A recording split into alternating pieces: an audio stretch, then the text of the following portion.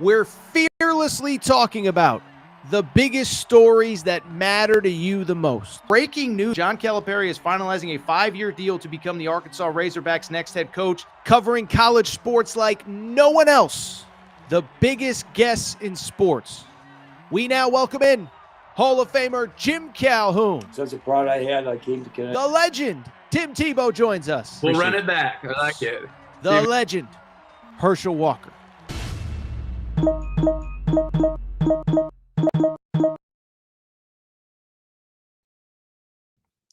Welcome in, everybody. Little Tuesday morning edition, Aaron Torres Sports Podcast. I'm your host, Aaron Torres. Hope everybody's doing well. Hope everybody's having a great day. Fun show, loaded show, jam-packed show. So much to discuss. Most of you, I'm sure, were watching on Monday night the Iowa State-Houston thriller. We'll talk a little bit about that game, but what I really want to focus on, the Big 12, the top of that league is as good as I remember. The question is, who is actually the best team? Who is going to win it? And most importantly, how many teams can win a national title? I don't know that we've ever seen this many teams from one conference that I think are capable. By the way, in the chat, drop your thought. Who is the best team in the Big 12 right now? Houston, Kansas, Arizona, whatever. From there, we will talk a little bit about Jerome Tang. The news breaks after we get off air that he's been fired.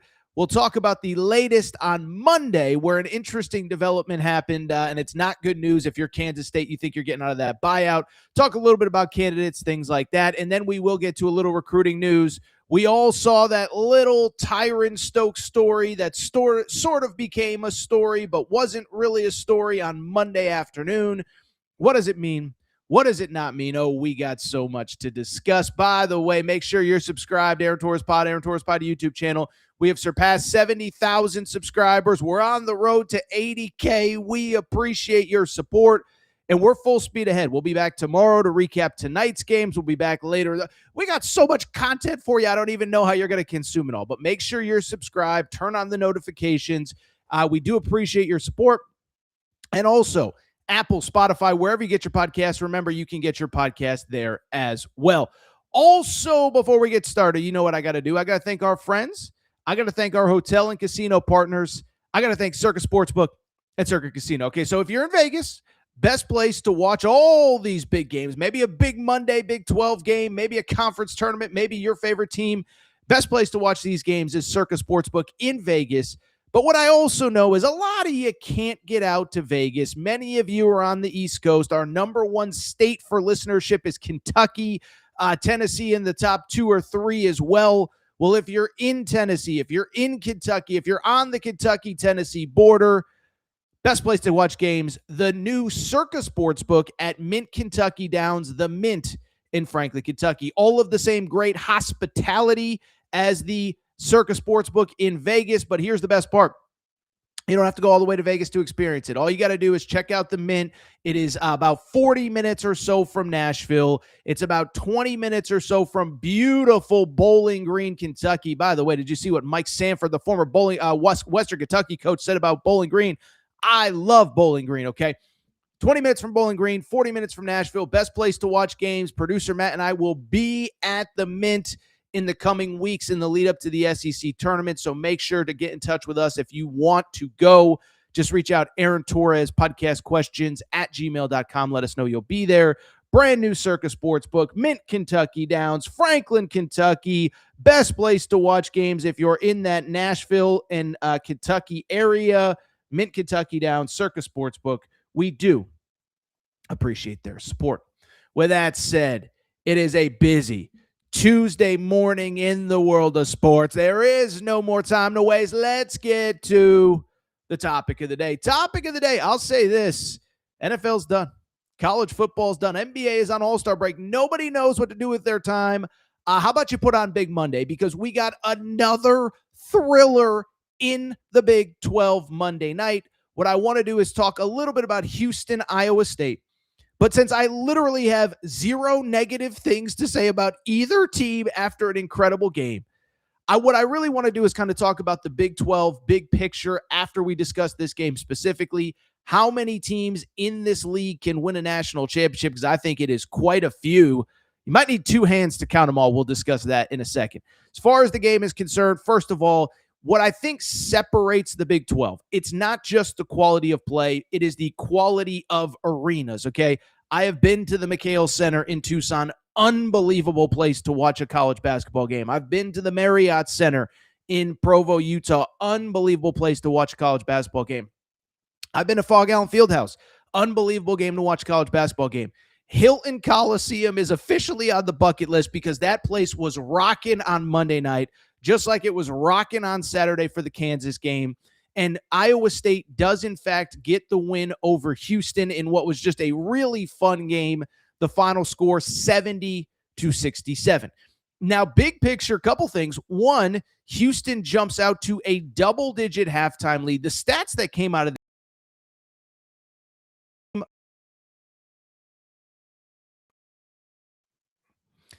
I'm back.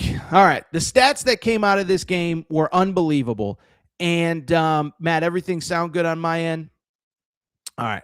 Stats that came out of this game were unbelievable. First time in about 5-6 years that that Iowa State has overcome a double-digit deficit in the second half to win the game. I saw my buddy Jeff Borzello from ESPN. Let me see if I can find his tweet really quick because he dropped an incredible stat on this game. He said, quote, let's see this. According to ESPN stats and info, TJ Otzelberger is now 5-3 against teams ranked in the top 2. That is one of the craziest stats I've ever seen. No head coach this in the country has more top 2 wins over this span. So it beats the number 2 ranked Houston Cougars. What was crazy about this game, it actually turned on what should have been maybe a little bit more of a controversial play than it was in real time. The score was 63-55, I believe, about 6 minutes to go.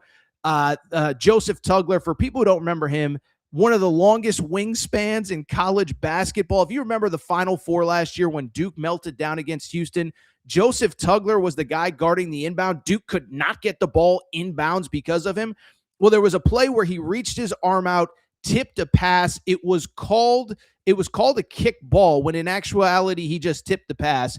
Houston was going down to make it what would have been a 65-50.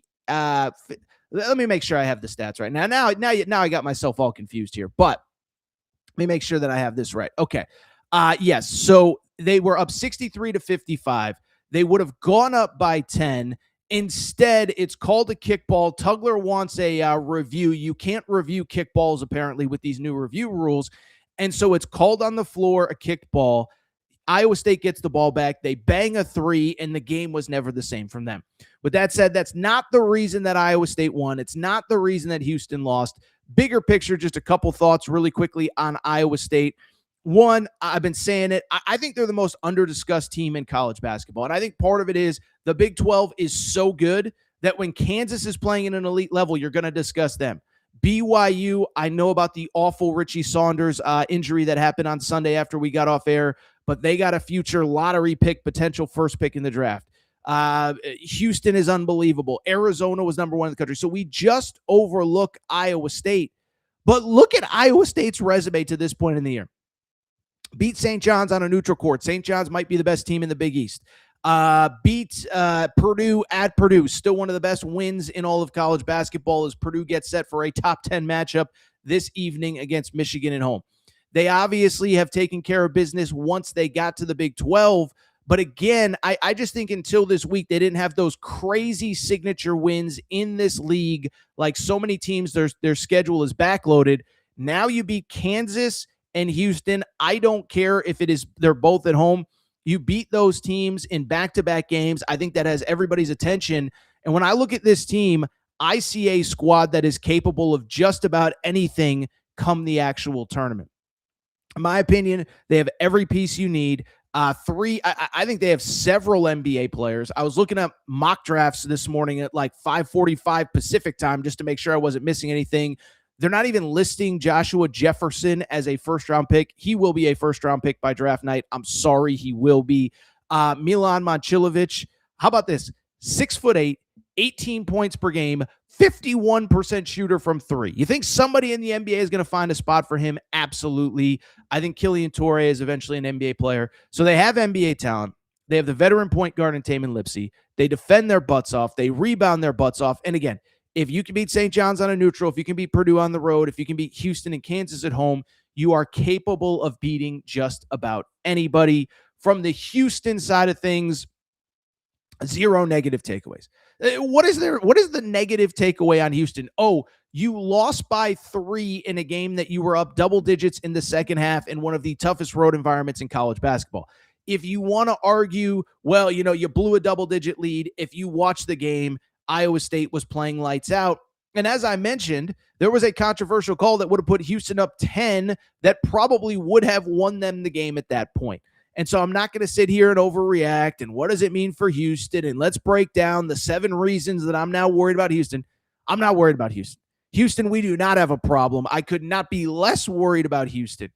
And so what I want to do now, I want to switch gears, because rather than spending 15 minutes talking about just a great game between 2 really good teams, what I want to do now is talk big picture, okay? I want to talk big picture about the Big 12. We just talked about Iowa State beating Houston. Now I want to talk about the bigger picture about the league, because to me, when I look at this league, here is what stands out. I know the metrics and the net and Ken Palm and all. Listen, there's lies, damn lies, and statistics, okay? I see some analytics rankings, and I'm not even criticizing anybody, have the SEC as the best conference in college basketball. I watch this crap every day. I'm sorry. The Big 12 is by far, in my opinion, the best conference in college basketball. I think, by the way, they have the wins to back it up. Iowa State, as I said, at Purdue. You go on and on down the list. Kansas had some nice wins in the out-of-conference portion of the slate. Whatever. We don't have to. Arizona beat everybody. Houston won basically the games that they had to win. So it's not to disparage other leagues. It is to say I think it's different. And it is to say that I've been watching college basketball a long time. I don't know if I ever remember so many teams that I truly believe could win a national championship in one league specifically, right? Even the SEC last year, by the time you got to the end, Kentucky was beat up. Arkansas was a good story, but you knew they weren't probably winning it all. And it was really like Auburn, Florida. That was probably the list, even with a historically great SEC a year ago. I don't know that I feel that way in the Big 12. And so what I want to do now is a power ranking of the teams in the Big 12 in order that I believe are most likely to win a national championship, because I believe there are several, and we're entering March now, and it's crazy how competitive the top of the league is. As a matter of fact, before we get to my ranking, Matt, you might as well pop up the tweet that I sent out on late Saturday. I think that Thursday, Friday, Saturday of the Big 12 tournament, I'm just going to say it's going to be better than the opening week of the NCAA tournament, right? Imagine a 4-5 game. Let's say it is Iowa State and Texas Tech, and then the winner of that game has to play Houston in the next round and then might have to play Arizona or Kansas in the next round. Yeah, good luck winning that tournament, okay? And so I just bring it up because that league is so preposterous. Let's get into my power ranking of Big 12 teams most likely to win the national championship. We'll start at number 1. We're not going to go reverse. We'll go number 1. And the team that is coming off of a loss on Monday night, Houston to me is still the team to beat in not only the Big 12, but also bigger picture. They are, in my opinion, the team that still has a chance, the best chance to win a national championship. That's crazy. I don't know that I felt that way coming into the season, but you watched Houston on Monday night. Again, first of all, what is the complaint about Houston? I understand that they lost. I understand they blew a double-digit lead, but they were going to go up 10 if that Joseph Tugler call gets called the right way. And I look at them, still an insane defensive team. I think in some ways they're better offensively. Listen, a year ago they made the national title game. LJ Cryer was their best offensive player. This year, Kingston Flemings can do so many different things with the ball that I don't think they had anybody on the roster quite like him a year ago, and I don't think that's hyperbole to say. I don't think a Houston fan would argue with me. Emmanuel Sharp is better. Didn't even play great on Monday night. He's averaging 18 points a game on 38% three-point shooting. Milos Uzan is actually playing better as the season goes on. Sanak is awesome. Joseph Tugler is awesome. I think what's quietly happening, too, that not enough people are talking about, they're starting to build out a bench with Houston. Isaiah Harwell's playing well. Who am I blanking? Mercy Miller had a couple really big plays on Monday night. We had Boog Shambi saying "Holy mercy" or whatever with that big play by Mercy Miller. Just bring it up because I look at Houston. I still think they are not only the team to beat in the Big 12, the team that has the best chance to win a national championship. Absolutely crazy. By the way, here's another thing just to put in your back pocket. The South Regional goes through Houston. Houston is not the host team, so they can technically play in that regional. Good luck beating Houston in the city of Houston in a Sweet 16 or Elite 8 game. I know there's a lot of teams that are praying that the four teams stay the same. As far as one seeds are concerned, Duke, Michigan, UConn, and Arizona, because you get Houston as a one seed. I guess if you get Houston as a two seed, it doesn't make it any better. But I have Houston as the best team in this conference, most likely to win a national championship. Number two, maybe a little bit controversial coming off back-to-back losses. I still think it's the Arizona Wildcats. Listen, I understand Arizona has lost two straight, but one, the game last Monday at Fall Allen Fieldhouse, nobody is going to criticize you for losing that game. And then I'm going to keep saying what I said on Sunday's show about the Arizona loss to Texas Tech. I think you can argue that Texas Tech is maybe the worst matchup in the country for Arizona because Texas Tech takes the most threes of anyone in the Big 12, makes the most threes of anyone in the Big 12. And Arizona, this is still the craziest stat I've seen, 357th out of 364 teams in Division I. Only Seton Hall from the power conferences takes fewer three-pointers than the Arizona Wildcats. And so I just bring it up because to me, when I look at Arizona, I understand that's a concern. I also know this. If you have Koa Pete, JT Toppin probably isn't going for like 35 points in that game. And so listen, you're one injury away from probably winning that game. And right now being alone in first place in the Big 12 with the best resume in college basketball. Now, it is a big week for Arizona. As we're recording, we don't know if Koa Pete is going to play in Wednesday's game against BYU. That's essentially a must-win game if you want a number one seed, if you want a Big 12 regular season title.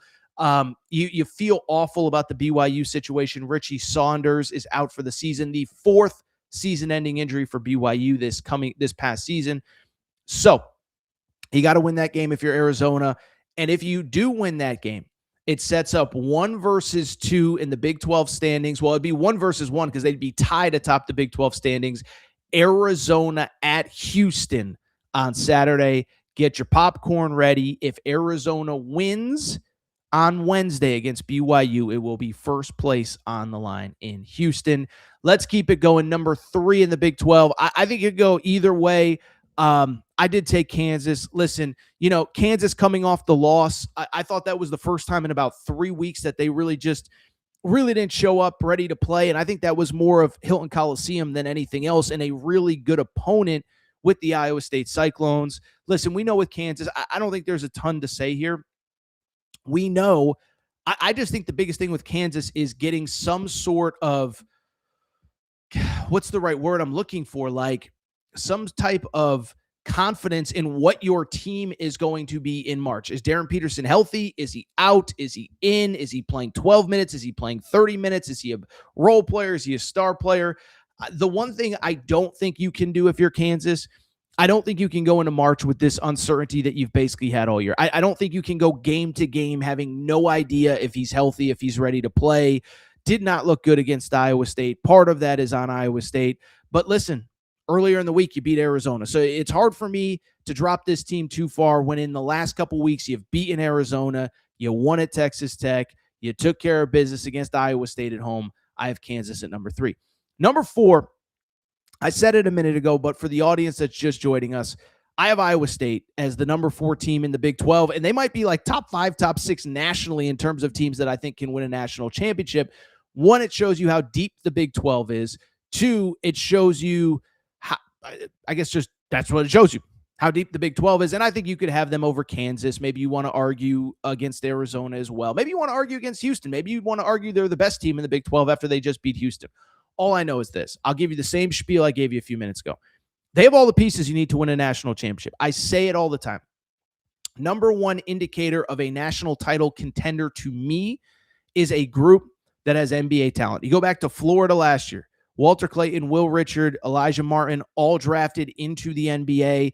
Alex Condon, Tommy Hauck, and Ruben Chinyelu are going to be drafted this year. That's 6 NBA players on last year's roster. UConn the year before, we know how good Steph Castle has looked. We know how good Donovan Clingan has looked. We know how good Cam Spencer has looked. We know Alex Caravan is going to be in the NBA next year. You have to have NBA talent. Iowa State has that. Joshua Jefferson, I saw ESPN's most recent mock draft. He's listed as a second round. He is not going in the second round.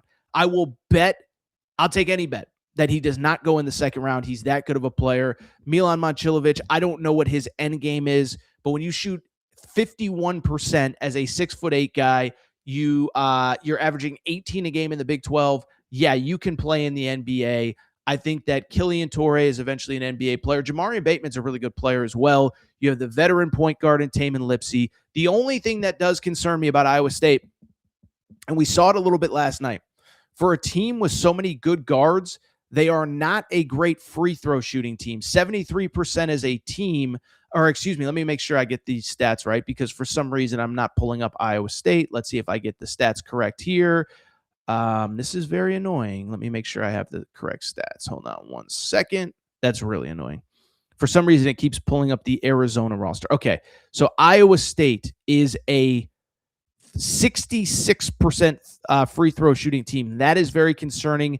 Tamin Lipsey, who has the ball in his hands late, is a 64% three-point shooter. That would definitely concern me.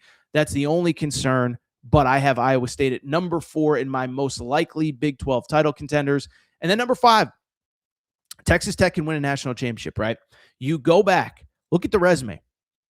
Won against Houston. They easily could have swept Houston, by the way. For some reason, and maybe there is a reason, and Texas Tech fans get in the chat, get mad at me. I'm not offended. Explain to me, Texas Tech seems to have Houston figured out. They were the only team to beat Houston last year in the Big 12. Beat them this year. Could have beaten them in Houston. And so if you can beat Houston and if you can beat Arizona, you can absolutely win a national championship. And I think what's interesting about Texas Tech when I look at Texas Tech is the fact that they have, in my, is it the best inside-outside combination in college basketball? I haven't really taken that much time to think about it. But one, you have JT Toppin, who's just a monster, reigning Big 12 player of the year, 22 points, 11 rebounds per game. It's funny. I saw somebody say this the other day. He's not listed as a great draft prospect.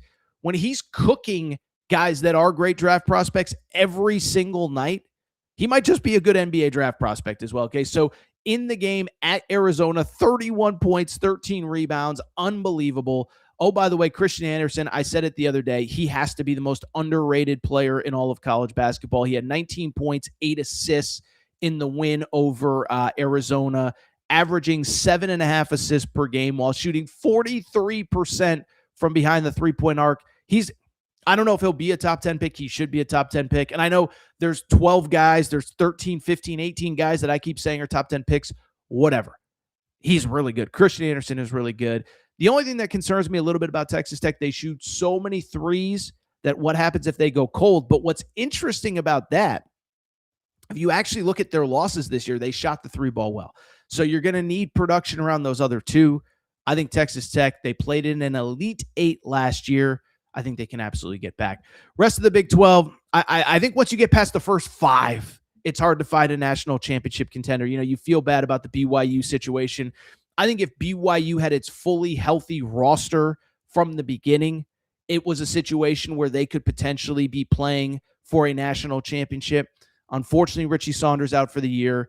And I think even before the Richie Saunders injury, that was a team that really needed all 3 of those big 3, Richie Saunders, who's no longer healthy, AJ DeBonsa, and then also Rob Wright to be great every single night. They're not going to have Richie Saunders available. I just don't think they have enough scoring at this point. They're basically getting nothing from the 5 spot. Keba Keita, I think, is in the short conversation of most disappointing players in college basketball this year. Another conversation as to why, we can debate that another day. The kid from the G League is not good. But anyway, I think BYU could have been if they were fully healthy. They're not. West Virginia is a good story. Clearly not. TCU, clearly not. UCF, clearly not. But I think those five in that order: Houston, Arizona, Kansas, Iowa State, Texas Tech, all good enough to win a national championship. All right, great start to the show. This is what we're going to do. We're going to take a quick break. When we come back, we'll get to some of the other stuff from what's been a busy couple days. We were off air when Jerome Tang got fired. I don't even really want to talk about the firing, but there is an interesting development with this buyout. Kansas State, get your popcorn ready because you're about to get Mars. You're about to head over to Mars, and I'll explain in a minute. Terrible pun, terrible take, terrible throw to break. We'll talk about that. Weird Tyran Stokes story from earlier in the week we'll discuss. Quick break. Be right back. All right, we're going to get back to the show in a minute, but before we do, you know what we got to do. We got to thank our friends. We got to thank our partners. We got to go ahead and thank Collie Puffs and ColliePuffs.com. Yeah, you see the logo on the back of the screen right here. Okay, so I've told you all about Collie Puffs, but family-owned company, not far from where I live. Joey, a huge sports fan, and one day he was sitting on the couch and he said, you know what?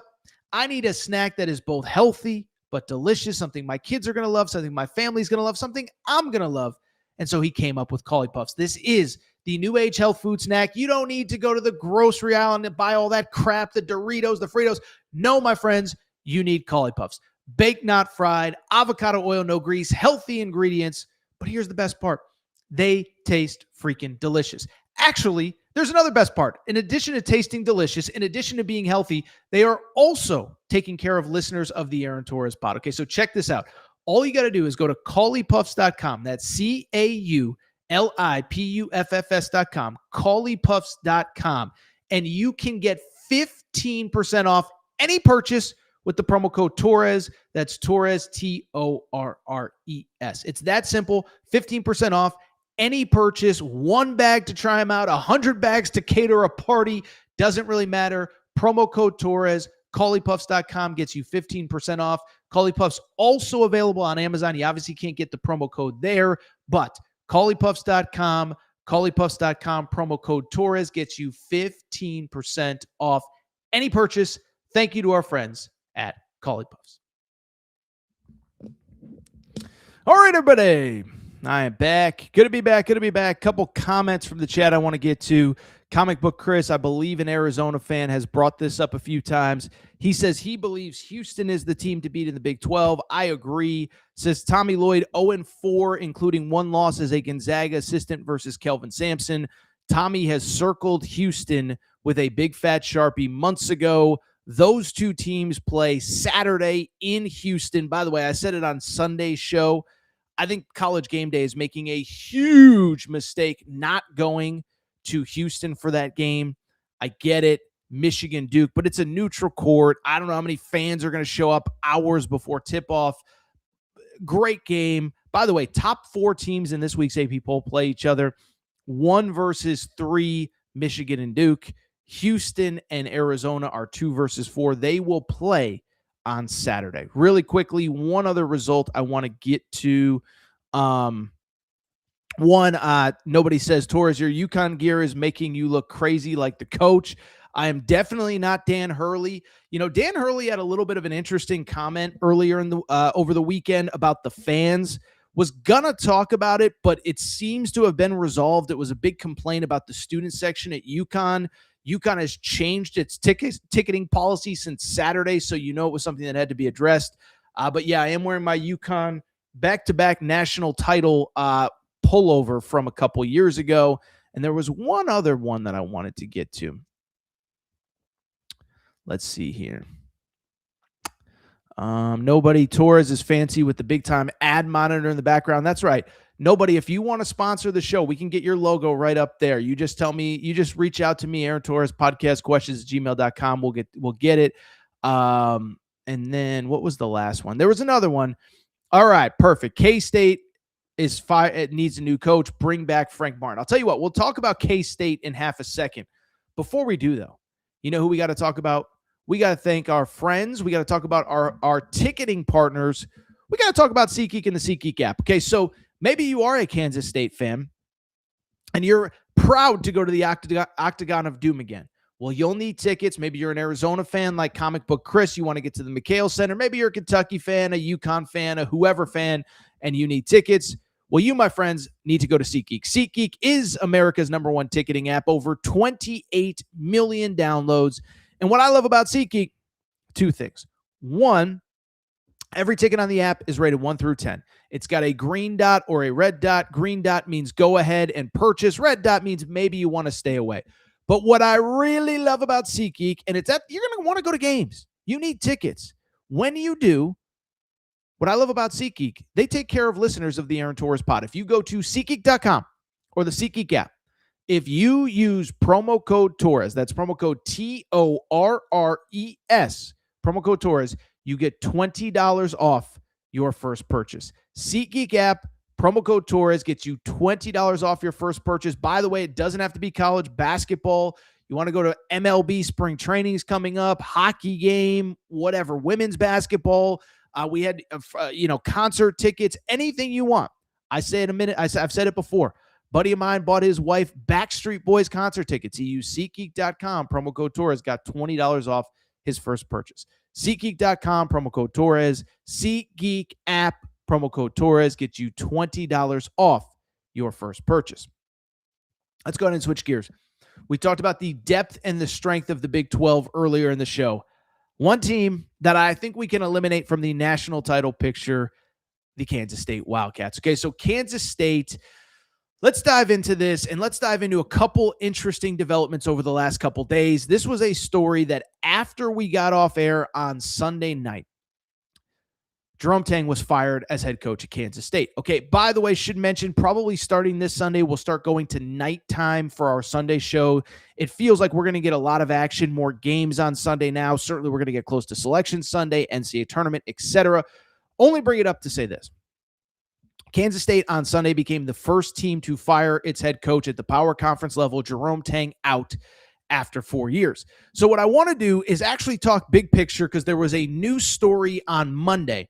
Before we do, though, let me spend half a second talking about the actual firing itself.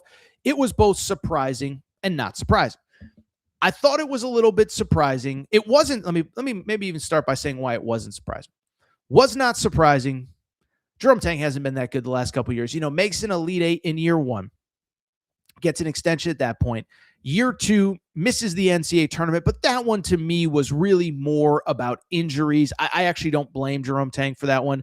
But if you remember, they went all in on NIL 2 summers ago, brought in Coleman Hawkins. Remember Ogana and Yenso from previously was at Kentucky, goes to Kansas State. They spent a ton of money on NIL. It does not work out. They missed the tournament, crash and burn. This offseason, I think he actually raised more NIL money than we thought.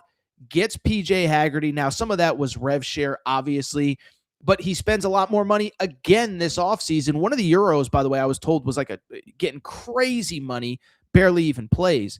And so it was kind of an all-in situation this year at Kansas State. You got to prove you're the guy.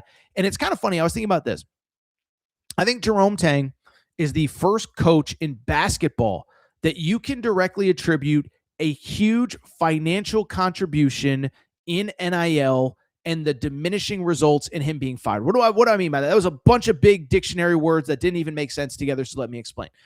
I think this football cycle was the first time we saw coaches that were just fired, not even solely on wins and losses, but wins and losses based on the NIL money raised, right? So Brian Kelly was a guy. It wasn't just about the win-loss record. It was about, dude, we raised a crap ton of money to put this roster together. You're not winning. When we put this roster together, when we gave you this money, it was you got to make the playoff. You got to compete for an SEC title. So it doesn't matter if you're going to go 8-4 and 9-3. If you're not in the top of the league, we're not giving you more money to do it all over. And that, among many reasons, was why he got fired. Jerome Tang, I think, was the first basketball case that you could say that.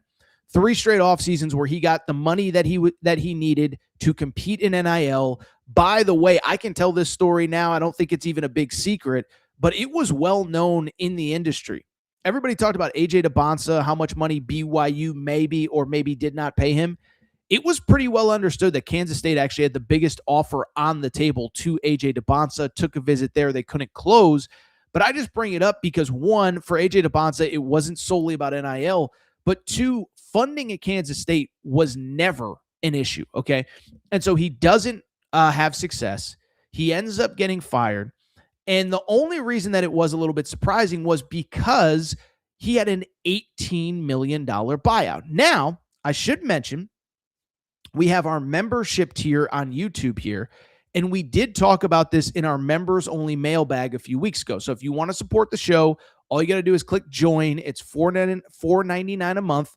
Would never tell you how to spend your money. If you can't afford it, I totally get it. But if you want to help support the show, we're going to be on the road basically all month here in March doing live shows from Circus Sportsbook, NCAA tournament, etc. You can join as a member.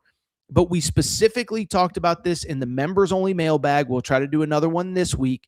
And the reason that what we talked about specifically was Jerome Tang has this crazy buyout, $18 million. There's no way they're going to fire him, right? Well, two things.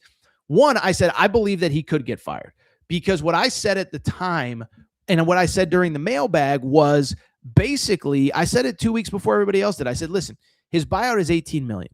It only drops to $15 million next year. Okay. And so even if you bring him back, you're not going to be able to raise money. The fan base is over it. Fans are showing up with bags over their heads and the buyout doesn't drop significantly. Like if the buyout went from 18 million to 6 million next year, then yeah, maybe you keep him around for one more year and you don't fight it. But with the buyout not really dropping, I didn't think he was coming back next year. But what I will also say is I did not expect the twist that we got on Sunday night that Kansas State plans on firing him for cause. And so that is the update. That is the conversation I want to have very quickly because it is certainly very interesting that Kansas State has elected to fire Jerome Tang for cause. We don't have to get into too many of the semantics, but essentially in his contract, there is a clause that basically says like, if you bring, it's basically the shame clause. If you bring shame to the university, then we can fire you for cause. Okay. And so generally that type of situation is for, it's in every contract, but what it's really supposed to be for is if you get arrested, if you get caught drunk in a bar, if you are flirting, you get caught with one of your secretaries, like that is generally what that clause is in every contract for. What Kansas State is trying to fire Jerome Tang for cause is the comments that he made the other day about these guys should be embarrassed to wear the Kansas State uniform. And so, listen, whatever you think about Jerome Tang, let me echo what virtually every person in the media is saying because I agree with them. If you're going to fire him, that's fine. But you gave him the contract. Stop trying to BS us with a fake for cause. He didn't embarrass the university. The basketball team embarrassed the university, but he didn't embarrass the university, and pay him. Where it gets interesting is this. This is the Monday update that I want to discuss because on Monday, Jerome Tang did something that I think Kansas State has to be terrified about. What is that? He hired Tom Mars as his lead attorney to fight Kansas State. Okay, so for people who don't know Tom Mars's case, Tom Mars has basically been a thorn in the side of all things NCAA for really like the last 10 years. Okay, now he's not fighting the NCAA on this one. He's fighting Kansas State. But if you know the history of Tom Mars, basically college basketball and college football, I would argue he is more responsible for college football and college basketball being where it is today than anybody else. He is the guy, if you remember, Shea Patterson, the former quarterback at Michigan, is the first guy that really, really fought the NCAA on transfer eligibility. If you remember, Hugh Freeze was fired as the Ole Miss head coach. Now, by the way, Tom Mars is the reason Hugh Freeze got fired. You can Google that one if you want to. Maybe don't do it at work. Some crazy stuff is going to come up. But I bring it up to say Tom Mars was the one that fought for Shea Patterson. Shea Patterson was at Ole Miss. Hugh Freeze gets fired. He says, why does this kid have to sit out? These circumstances are beyond his control. And we basically have unlimited transfers because of Tom Mars, okay? He defended Michigan when Michigan remember when Michigan and Michigan State got in a fight in the tunnel at one of their games, and he was bringing assault charges on the Michigan State players and blah, blah, blah, blah, and this and that. He helped Jim Harbaugh fight the NCAA when Jim Harbaugh was the head coach at Michigan. And most recently, he's the guy that got Trinidad Chambliss another year of eligibility at Ole Miss. So he's certainly been busy, but now that he has finished fighting the Trinidad Chambliss cause, he apparently needs a new one, and Jerome Tang has hired him, and I would be very worried if I was Kansas State. Here is why. Tom Mars released a statement to Pete Thamel of ESPN. Matt, you can pop it up on the screen.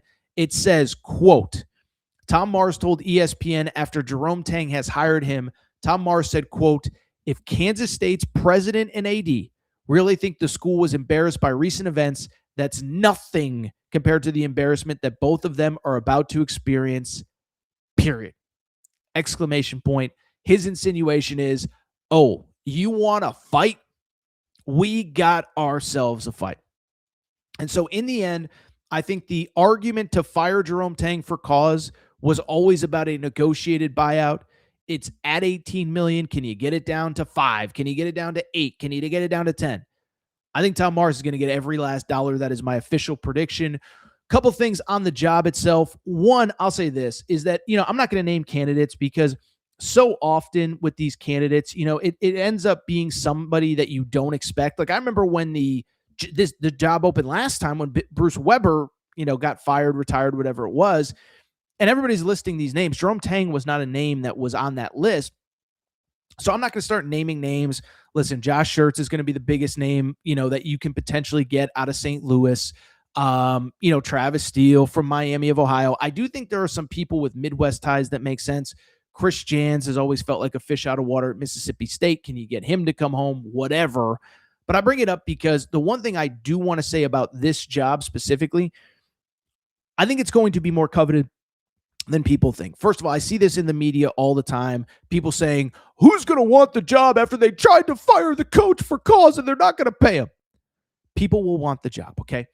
There's only 16 Big 12 jobs, which is kind of funny to say.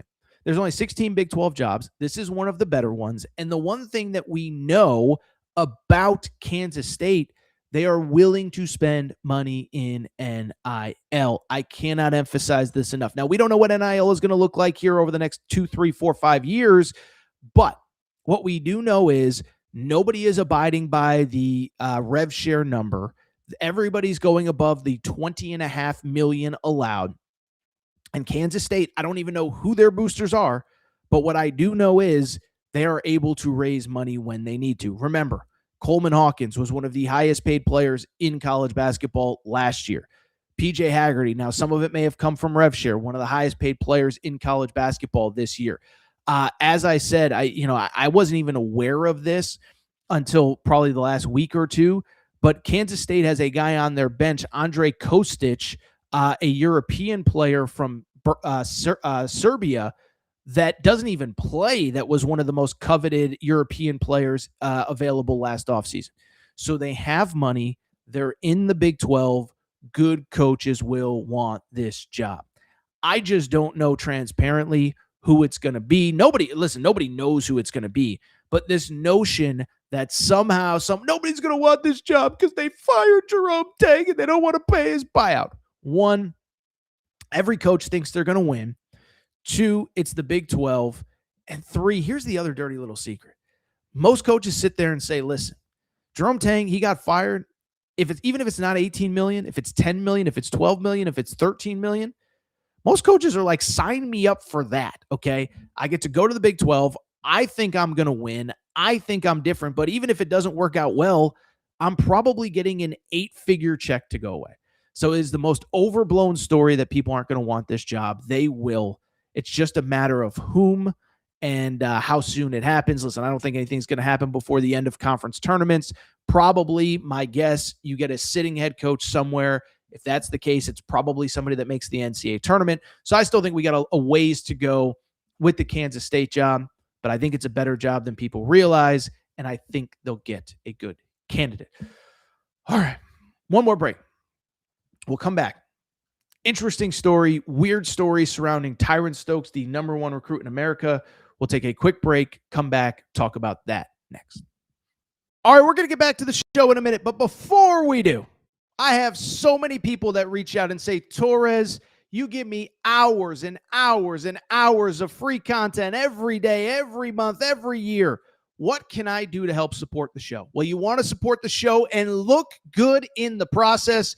Make sure to check out and support the Aaron Torres Media merch store at aarontorresonline.com/merchandise. Some of you wondering, what can I get in that merch store, Torres? Well, Kentucky fans, we got our Mark Pope Hope and Pope t-shirts. That is right. Mark Pope, monster first year. Year 2 is going to be even better. Get your Hope and Pope t-shirt at AaronTorresOnline.com/merchandise. Arkansas fans, the Big Pig Invasion is coming. It is here. John Calipari has things rocking. Get your Big Pig Invasion tees. Again, AaronTorresOnline.com/merchandise. St. John's fans, we have our Big Rick Energy t-shirts. And if you're just a college basketball fan in general, guess what? Your March is for Day Drinking shirt. That is the shirt that you need year-round, but especially for the next NCAA tournament. You can order yours now. By the way, football fans, we got you covered too. Nebraska fans, new era, new rules, the t-shirt that you need before the start of this coming season. And oh, by the way, if you're a Colorado fan, if you're just a Coach Prime fan, we have our Dion shirts and hats, more of them than we know what to do with. So to check out the full line of Aaron Torres Media merch and also support the show, good news is we're going to have even more for the fall. Check out the Aaron Torres Media merch store at AaronTorresOnline.com/merchandise. And for more information, you can always reach out at Aaron Torres Podcast Questions at gmail.com. All right, everybody. I am back. Good to be back. Good to be back. Matt, does the mic sound okay? It got kind of messy during the break. Okay. I sound good. I look good. I appreciate everybody's support. Let's go ahead and wrap the show. First of all, one quick K-State note. Nobody, he's asking, where is Frank Martin now? Lost track after South Carolina. Frank Martin, folks, is the head coach at UMass, okay? Remember, University of Massachusetts, he went there. I'm looking right now. They're 15-11. Remember, they're in the MAC now, which is very weird. If we, for those of us who remember them in the A-10, battling with George Washington back in the day, Frank Martin is the head coach at UMass. Looking at their roster right now, not a lot of familiar names. I'm not going to lie. Not a lot of familiar names. I'm not going to lie. Frank Martin's been there for a few years too, by the way. This is kind of interesting. Their next game, we might actually be talking about this. Their next game is tonight at home against Miami of Ohio, the last undefeated team in college basketball. So Frank Martin might be in the focal point in the news here over the next 24 hours, if that's the case. So we'll see. Maybe we're talking Frank Martin on Wednesday's show. Miami of Ohio, number 23 in the polls. They are at UMass on Tuesday night. And UMass, again, coached by Frank Martin. We just talked about Kansas State. That is why we are doing a random Frank Martin conversation here on a Tuesday. All right, let's wrap the show. By the way, tomorrow's show I think is going to be a beast. We got Purdue, Michigan tonight. Awesome. We got Kentucky, Georgia tonight. Big game for Kentucky. A couple other games. But what I want to do now, I want to go ahead and wrap with what is once again another twist in the recruiting saga. What was it like, Odysseus or something? Like there was some Greek mythology. It was, I can't remember, but it was like there's just a new saga and a new chapter every single day.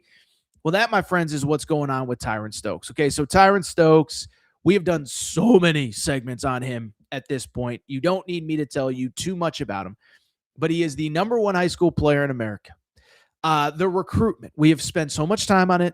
Matt has every graphic made that you could possibly have made. But listen, the number one recruit in America, originally from Louisville, played his high school ball in California. At one point in like October, he cut his list down to 3. It was Kansas, it was Kentucky, it was Oregon. Felt like it was only a matter of if not when he ended up committing to Kentucky. But two things happened. One, Kentucky went through the whole JMI thing. For people who don't know, Kentucky, their NIL partner is very restrictive to certain athletes. In other words, like, their NIL partner is very hard to work with. We did a segment on it many months ago, but essentially, especially for high-profile basketball players that can get traditional NIL deals, it makes it complicated with Kentucky's NIL partner. That's why one of the reasons, certainly, that Mark Pope has struggled specifically in high school recruiting. So that happens. Tyran Stokes, unfortunately, has an issue at his previous school in California, not far from where I live. He gets thrown out. He ends up in Seattle. He's balling out in Seattle. We don't hear much about his recruitment, but certainly over the last couple weeks, it does feel like it has taken a lean towards Kansas. Now, you could certainly argue maybe Kansas was always the favorite. They certainly were in the Final Three. There was, again, rumors back in October and November that Tyran Stokes was going to commit to Kentucky, but when it didn't happen, it felt like Kansas picked up steam. And certainly, if you remember, what was it, about 3 weeks ago, Tyran Stokes was in town visiting Kansas for their game against BYU. It was an incredible atmosphere. He was there with Taylor Kinney, who's committed. He was there with Davion Atkins, who's committed. And you sit there and say, I think it was the other kid, not Davion Atkins, one of their 2027 commits. Anyway, Tyran Stokes was there, Taylor Kinney, awesome environment, one of the best environments we've seen in college basketball all year. And again, it felt like we were on commitment watch. Kansas is clearly in the lead. Why do I bring it up? Well, I bring it up because on Monday afternoon, I saw an interesting thing from one of Kansas's reporters. Okay, now, everybody knows our policy on this show. We do not share from behind paywalls anything to do. If it is behind a paywall content, we don't share it out of respect to the people who work hard to get subscriptions, to pay bills, and put food on their table, okay? But Mike Vernon covers Kansas, and he puts out this tweet. Matt, you can pop it up. He said there's been a shift in the Tyran Stokes Kansas recruitment over the last few days. VIP breakdown. Well, listen, at this point, I don't even know who is who's even seriously recruiting Tyran Stokes outside of Kansas and Kentucky. It feels like USC was maybe in the mix for half a second, but they're leaning towards Christian Collins. Oregon might fire Dana Altman. Dana Altman might retire. Like, Oregon, I don't think is actively recruiting them. They're going to try, but they're in last place in the Big Ten. Their coach might retire, whatever. Vandy tried to get in the mix. Washington tried to get in the mix, whatever. I don't even know who's recruiting him, and I don't know who he would seriously consider outside of Kansas and Kentucky. Well, I bring it up because Mike Vernon puts out that tweet. We don't disrespect what people put behind paywalls, but it got crazy on Monday because if you pay close attention, if you're very online, you know that a bunch of Kentucky fans just went behind that paywall and stole the content anyway. What became especially interesting is one of the Kentucky accounts quoted the article, and then our author, Mike Vernon, came out and said, I did not say that at all in the article. And the quote that actually got community noted on social media basically said, Lexington is now the hub or now the favorite or whatever. So it was a crazy few hours. I don't share what's behind a paywall, but it wasn't behind a paywall. Kentucky accounts misquoting a Kansas insider on his own article. But let's just go ahead and discuss what it means, what it doesn't mean, what I think is going on, what I don't think is going on. Okay, so I do think at this point, one, you never know. But I would be stunned at this point if this kid ended up anywhere other than Kansas or Kentucky. And what I do think is happening is here down the home stretch. Listen, he's going to commit here in the next, I would think, 6 weeks. I mean, is he going to wait into April to see how rosters shake out? Maybe. But realistically, he'll probably commit now that his senior year is coming to an end, probably around the McDonald's All-American game, which goes around the Final Four. Again, maybe he waits. I don't think he will. At some point, teams have to put their rosters together, and at some point, he is going to be the centerpiece, and you got to, allocate your NIL funds. And so for him, I don't think waiting until, the end of April and then, asking for a crazy NIL bag is the way to go. I think it's the opposite. I think you got to lock in your spot, lock in your NIL commitment so the team can build around you and so there can be a real squad around you when you get to campus. Now, as far as the two schools, let me say this. I'm not discrediting the reporting of this report, okay? I'm not even saying I know exactly what was said, but what this feels like to me is a very convenient opportunity from Tyran Stokes' camp to put out some information to try to leverage Kansas into a better offer. Okay. I'll give you a quick side story. Okay. Won't name the school, won't name the name, but I was talking to one of the programs that recruited Darren Peterson a year ago. It was like 18 months ago around this time because he committed to Kansas probably like September, October of his freshman year. But during the recruitment, the coach was telling me, he's like, dude, every 2 or 3 weeks, I would get something from the agent. Hey, if you do this, I think, you have a great shot for Darren. If you do that, you should go visit him. You should talk to this guy. You should talk to that guy. Maybe you can help with it. And eventually, the coach got to like, dude, am I really in this or not? And it turns out the coach wasn't. I won't name the school for obvious reasons, but I only bring it up because so many times, especially now that all these kids have agents, it's just one leak after the other to try to leverage the place that they want. And so I bring it up because with Tyran Stokes, what it feels like to me is a classic case of, hey, things are stalling with Kansas, or we're not getting the NIL dollar amount that we thought. Let's put out a story with a really plugged in Kansas guy who has a big Kansas audience. And let's say that, that our guy might be reconsidering going to Kansas. Now, what makes it interesting is Kansas has options if he goes another direction. Okay. One, Bruce Branch. We talked a lot about him. 5-star. I actually saw him play on Friday night. He was playing in LA, so I kind of caught his game at Prolific Prep. He visited USC on Monday. He's visited BYU. I think BYU is the favorite, but he's kind of a similar player to Tyran Stokes, and I think very quickly Kansas could pivot to Bruce Branch, who is an Adidas athlete, if they felt like they weren't in good position with Tyran Stokes. So to me, this still feels like a leverage play. I still don't completely know what's going on with JMI and the Kentucky stuff. I think that they've had to limit some of the restrictions that they are putting on student athletes. They're not going to be able to sign anybody. But then the counter to that is also this. I don't think I can sit here and say right now that I feel like Kentucky is the favorite. The one thing I'll keep saying, though, and I'll keep hammering it home, Tyran Stokes is a Nike athlete. He has signed an NIL deal with Nike. And I still believe in my heart of hearts, it is hard for me to picture a world where Nike is excited to pay Tyran Stokes a bunch of money in NIL for him to go to a non-Nike school. Okay. Now, it has happened before. Everybody will tell you.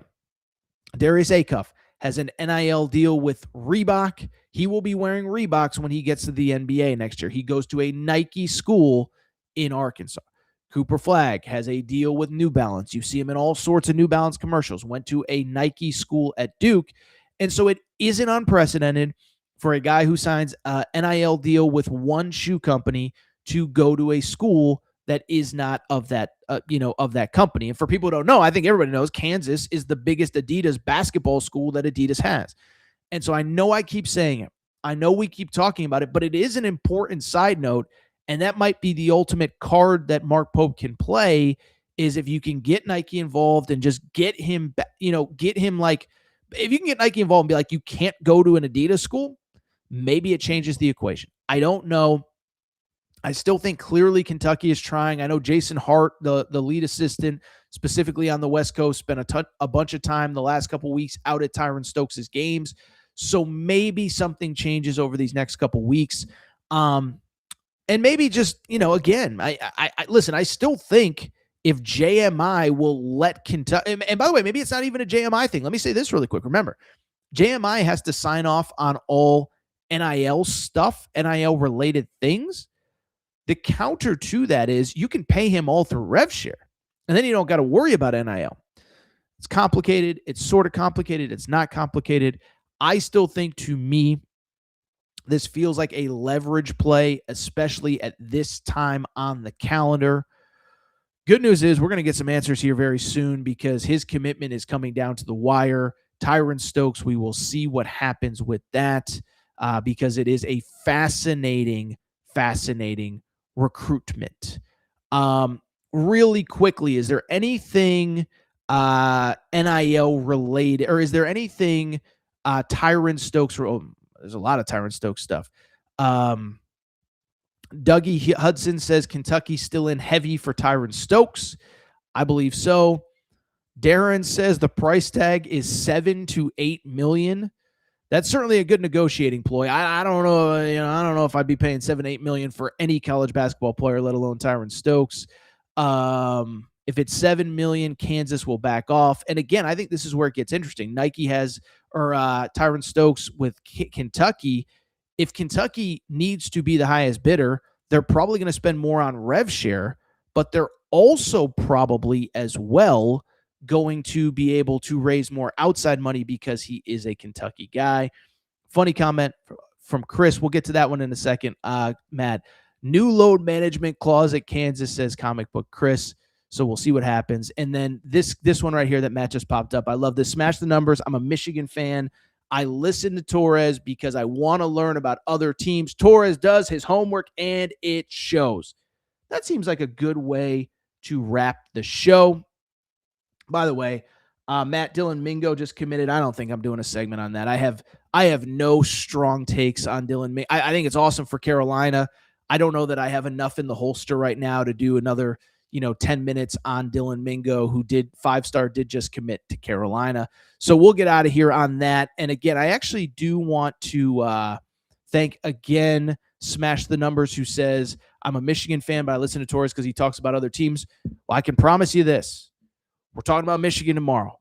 Top 10 matchup tonight at Purdue. By the way, Matt, a little homework assignment. Make sure to pull the Yaxel Lendenberg video. You will be able to find it on social media.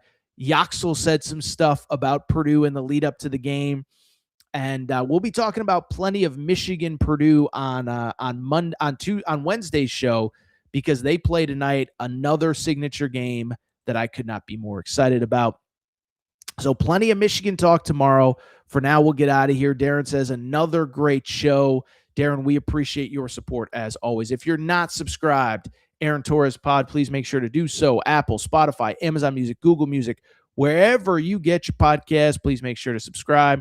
Also, make sure to rate and review the show. Go ahead, give us a quick 5 stars. Let us know what you like, what you don't like, all that good stuff.